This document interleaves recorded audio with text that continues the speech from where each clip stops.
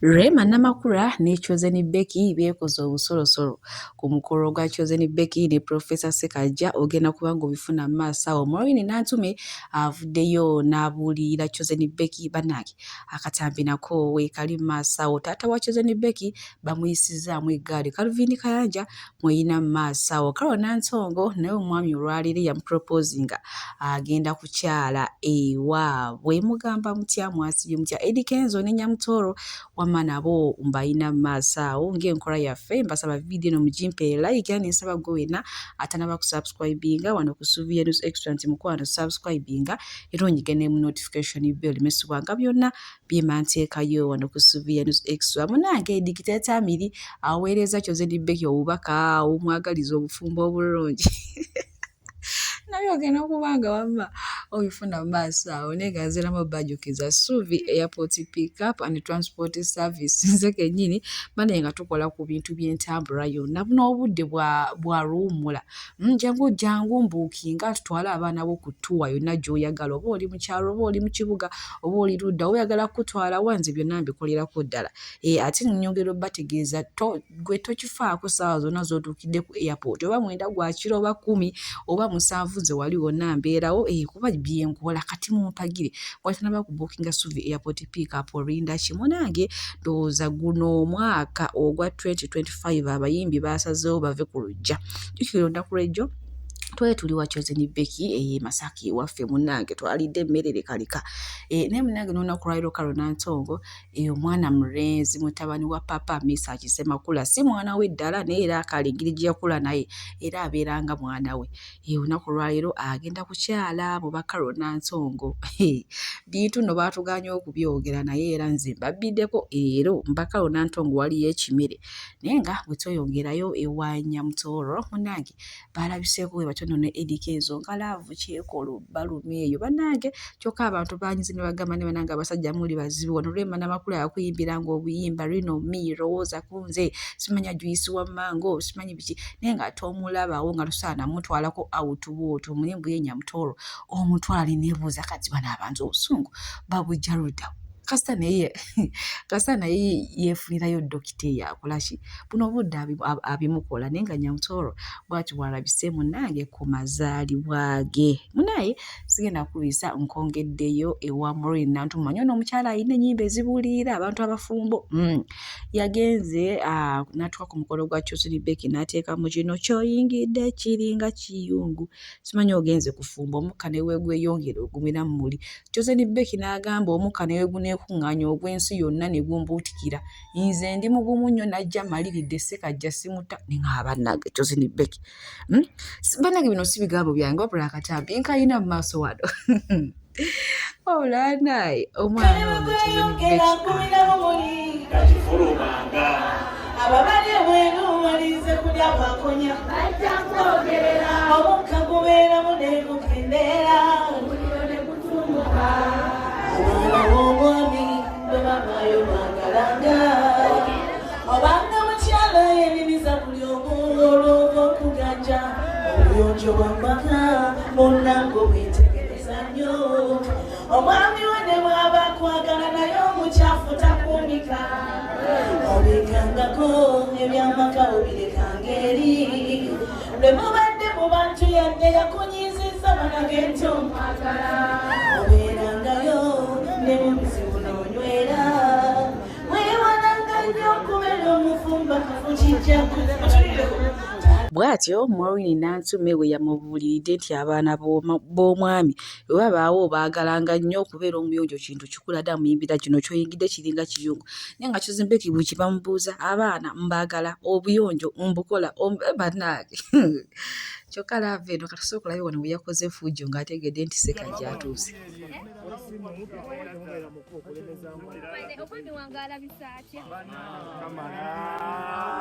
Mwana gwe walonda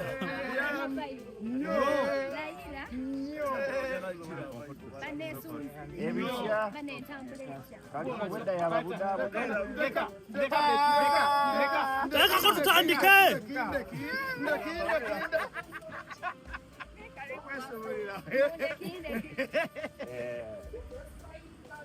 Ani mulaba asasa balwadde ate gw'omugole I know.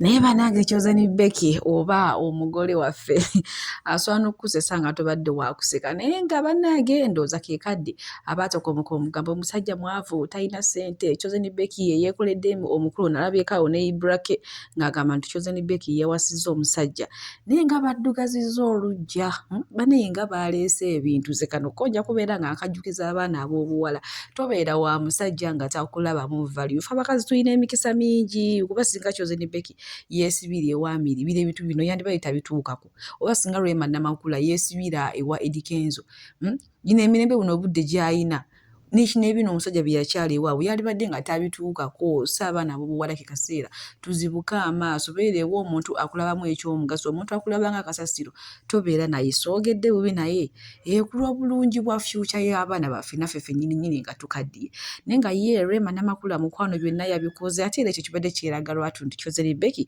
alina okweta Rema Namakula kubanga Rema Namakula yakana akaseera naye yali akatuuseeko wali we yaviiribwa Kenzo awo Dr. Muzale okakyale eneewaabwe maama nga ali bulala so abadde alina okujja amuyimbire Wamponya Bulavuniga busemyekozo kakati nno Amiru ex wa kyoze ni Becky baatandise dde okumugamba nti singa ddamu n'akaabira ku live ssente ze baamusondera ez'ekifo ekyo waakolera restaurant eyo mukwano agenda kuzibaddiza singa ddamu n'alabikira ku live ng'akaaba bannange nno n'omuntu akuwa ebintu naye n'akulangira naye nga Rema Namakula yanyumisizza Spice Diana yanyumisizza bannange Pastor Bugembe Stabuwa Natoro Maureen Nantume yeerekaleka ye njogera ekindekeki kale byanyumye naye nga ye omukyala muzito ate ye nno yatusuubiza nti ekyo ekiri muto baana balongo naye nga Amiru yampangudde yawandiise bambika n'akagundi ndowooza abadde akaaba n'okukaaba naye gye byasembedde yagambye bambi enjoy alhamdulillah kwegamba walabya ddala alina obulumi ku mutima alina akafaananyi ke yatadde akakyoze ni Becky nga bali mu kwekiisinga ne Professor Ssekaggya ddala lwiri kabadde keetaagisa n'amaana ateekayo n'akalala nga aliye ne Professor Ssekaggya n'ekyoze ni Becky kwegamba olabye ddala omusajja obusungu buviira ddala ku ggumba liyeeyo ku mutima naye era nga mu kiseera kye kimu maaso wano waliwo abeewuunya embeera eyatuuse ku taata wa kyoze ni Becky bwemunnange kino kye baamukozeeko si kyekibadde kyetaagisa mbu ate awo kyoze ni Becky naye kale mbu yalimbyemu mbu awo abeera atya obudde taatawo sirabanga ku mukolo gwa kwanjula gye baaniriza taata nga mugenyi taata ne mutuuka n'okumuyisaako kabbomu ditekita ne mwanyinaze Becky weekoze bintu oba oli mu vidiyo suuti enewe byonna bisoboka abaana abawala bwe mufuna essente okusinga abalala mu kika nga mwekola ebintu naye ekinjiza enviiri ku mutwe kwe kulaba taata nga wanika emikono mangu katulabe eno mu magulu nebannange onzeeno sabanga ofunemu kantu mu nsawo oba oli musajja oba oli mukazi bannange omuntu omunaku ajogebwa ku nsi eno babuulira ate nammwe abaana bwe mufunanga essente temujoganga bantu omukolo gwakwanjula gubeera mu maka ga taata gwa taata yabeera omukulu okusinga buli omu yennaawo sitanda by'omwana ng'ayisa ku taata kabbomu ditekita netegeera mwanyinaze oba oli mu katemba ki naye kyonna ky'olimu nkakasa ku luno ogenda kufiira mu firimu yo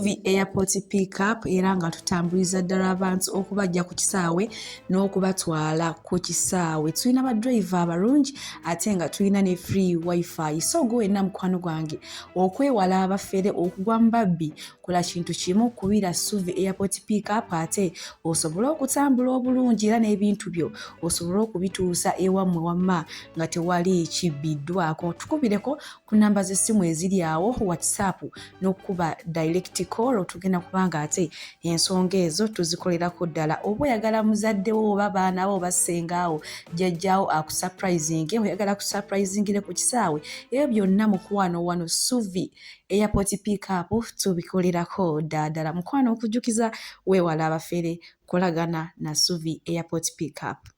Ate nga bbeeyi yanseko buseko, kati simanyi gwe wenna atannaba kubuukinga Suvi Airport Pickup. Omukama bankubire tutambule bulungi.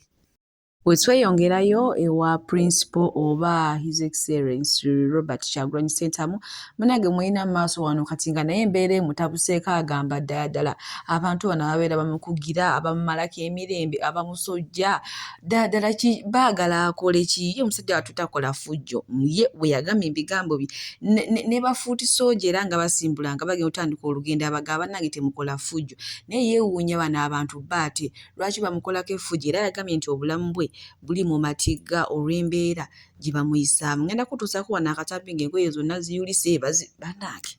Olodesi yonna nabudde Kampala ku ssaawa 9 ez'ekiro n'embuga emmotoka twatuuse ekyenjojo nga bagaddewo ekkubo nti Museveni agenda campaigninga mu district eyo. Sinakozesa makubo, nabadde mbuzayo dakiika 3 okutuuka we ngenda okolera campaign, ne batusalako oluguudo ne balugala ne batubugisa essaawa 3 naye mu bitundu ebyo byonna nga bagadde amakubo sina campaigninga olunaku lwaleero lwonna. Main rally yaffe eri awo nina campaigninga Fort Portal City, abantu bajjudde gye bali batulinze, naye poliisi ezeesalako amakubo ne wano weetulese ng'emaze okuba abantu emiggo neerabazeemu basazeeko.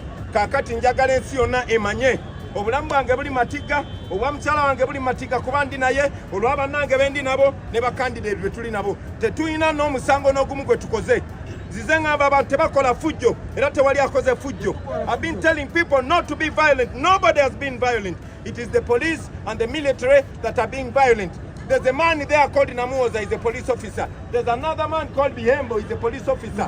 They are chasing away the crowds. They are soon going to chase away the cameras. I wanted the world to know what is going on here. Katinebwe munkola chemwagala. Byebyo nno ebyatuuse ku mukulembeze His Excellency Robert Kyagulanyi Ssentamu. Bannange embeera yo yakazigizigi ya bunkenke, naye bagamba nti oyo alimerako yamala n'awangula, kuba teri kintu kyofuna ekirungi nga tosoose kukirwa kwegamba nga tosoose kukirafuubaanira, olina osooka kukikozesa maanyi n'olyoka okola ki, n'olyoka okifuna. Munnange bwe tweyongerayo ne Amiri waffe, munnange olunaku olw'ejo alina buposi bwe yataddeyo awo obufaananyi nate ono ex gwe nasoose okulaba ng'ayagaliza ex we ebintu ebirungi, yagaye muzaale n'abaana, Allah abakuume biki kajuka olunaku lw'ejo yazze ku live naye maama wano balina bye bamugamba, bannange omusajja laavu yamulumye nga tasobola na kwogera, yenna ali awo akanudde bukanuzi maaso ku live akaaba bukaabi. Bannange obeera n'omukazi ng'olaba nga atalina mugaso naye lwe bamututte. Ekintu ky'okoze kibadde tekiriiyo era obadde onoonya ntondo.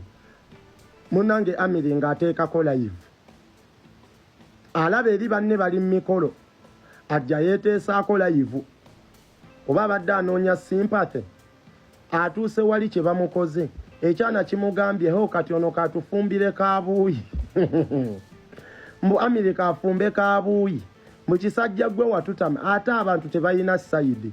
Leero baba ku sayidi ya Chosen Beki, enkya baba ku ya Amiri, enkya baba ku ya Amiri, enkya babeera ku ya Chosen Beki. But Amiri oli musajja musiraamu, tokaabira mukazi atali musiraamu, yuwe Muslim.